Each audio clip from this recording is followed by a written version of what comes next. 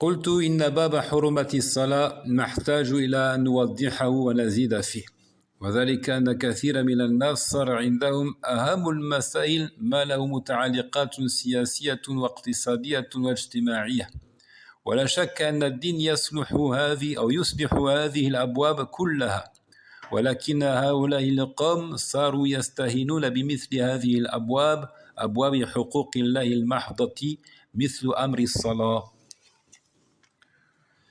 J'affirme que le chapitre du caractère sacré de la prière a mérite qu'on l'éclaircisse, qu'on y fasse des ajouts, qu'on s'y appesantisse. Car beaucoup de gens ont fini par croire que les points les plus cruciaux de la religion sont ceux qui ont un lien avec la politique, l'économie et le social. Nul doute que la religion rénove tous ces registres-là. La religion, elle est venue pour améliorer la condition des hommes sur tous les plans. Toutefois, ces gens en sont venus à mépriser le reste, et notamment le chapitre des droits exclusifs d'Allah, tels que la prière. وربما تجد بعضهم إذا أراد أن يعلي من شأن العبادات جعلها مجرد وسائل للمعاملات فيجعل الغاية القصوى من العبادة أنها تصلح أحوال الناس الدنيوية. Tu peux en trouver qui, souhaitant donner de l'intérêt aux actes cultuels, en font finalement un simple moyen, à une voie vers les transactions et échanges entre les créatures. Ainsi, ils pensent que l'ultime dessein de l'adoration, au nombre desquels la prière, que l'objectif majeur de la prière, c'est d'améliorer la situation mondaine des gens, au final. Donc en fait, ils dénaturent cette adoration qui est la prière.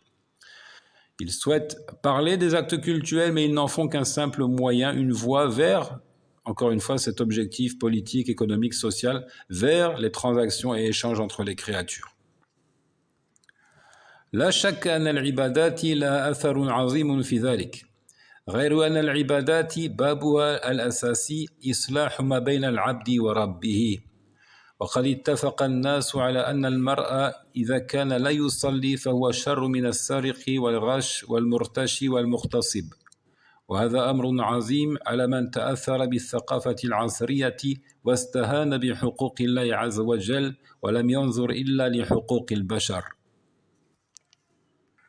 Sans nombre d'un doute, les actes cultuels ont une grande influence là-dessus. Alors, on ne va pas nier que de prier, de jeûner et autres aura des conséquences sur notre relation avec nos semblables. Donnons l'exemple du jeûne. Puisque nous sommes en plein mois du Ramadan, lorsqu'on jeûne et qu'on ressent la faim, alors nous sommes plus enclins à nous soucier du sort des misérables, à partager de la nourriture avec les nécessiteux. Donc sans l'ombre d'un doute, les actes cultuels ont une grande influence là-dessus, si ce n'est que les adorations ont pour principe premier d'établir un lien entre la créature et son Seigneur, et de rénover la relation qu'entretient l'homme avec le Créateur Tabaraka wa Ta'ala, de favoriser la relation entre les deux. C'est ça l'objectif premier des ibadat, des adorations telles que la prière et autres. Tout le monde s'accorde à dire qu'un homme qui ne prie pas est pire qu'un voleur, qu'un tricheur, qu'un agent qui accepterait des bakchiches ou qu'un violeur. Or, cette affaire est pesante pour celui qui est sous l'influence de la culture en vogue, c'est-à-dire la culture occidentale, et qui prend à la légère les droits d'Allah puissant et majestueux, de sorte qu'il ne s'enquiert que des droits de l'homme. Ces gens qui se sont laissés imprégner de la culture occidentale ont du mal à entendre ces propos-là. Un homme qui ne prie pas est pire qu'un voleur, qu'un violeur, etc. Alors que c'est la stricte réalité, la stricte vérité. وبعض الناس ربما لا يستهين بالصلاة ولكن يقع منه الاستهانة ببعض الأحكام المتعلقة بها كأحكام الحيض والنفاس وأحكام المسح على الخفين وغيرها وهذا أطلقه أول ما أطلقه قوم في قلوبهم دخن ثم قلدهم بعض من فيه خير ولم يفطن لحقيقة مقصودهم. Il se peut que certains ne mésestiment pas la prière, Cependant, il sous-estime des règles et sentences juridico-religieuses en lien avec la prière, telles que les menstrues, les lochis pour la femme, la madéfaction ou encore le fait de frotter ses souliers pendant la purification et autre chose. Il mésestime ces questions qui sont pourtant en lien avec la prière. Une telle attitude fut d'abord l'apanage de gens au cœur sombre et encombré, avant d'être reprise servilement par des gens de bien qui n'ont pas compris où les premiers voulaient en venir.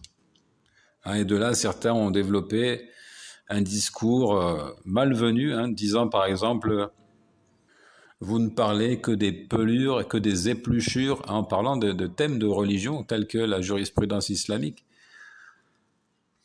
Ou bien ils accusent les ulamas de ne pas trop s'impliquer, de ne pas assez s'impliquer dans les questions politiques, et ils disent vous êtes des ulamas du hayd et du nifas, vous êtes des ulamas uniquement capables de nous parler des menstrues et des lochis.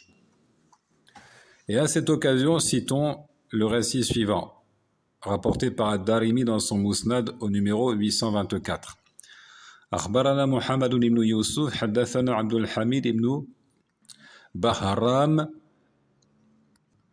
عن شهر ابن حوشب قال سئل ابن عباس رضي الله عنهما عن المرأة تستحاض قال تنتظر قدر ما كانت تحيض فلتحرم الصلاة ثم لتغتسل ولتصلي حتى إذا كان أوانها الذي تحيض فيه فلتحرم الصلاة ثم لتغتسل فإنما ذلك من الشيطان يريد أن يكفر إحداهن.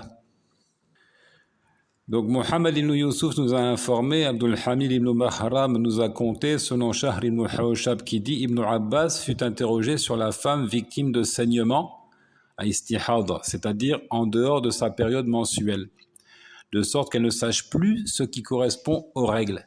Il y a du sang qui s'écoule tout au long du mois, elle ne sait pas si c'est le sang des règles ou pas.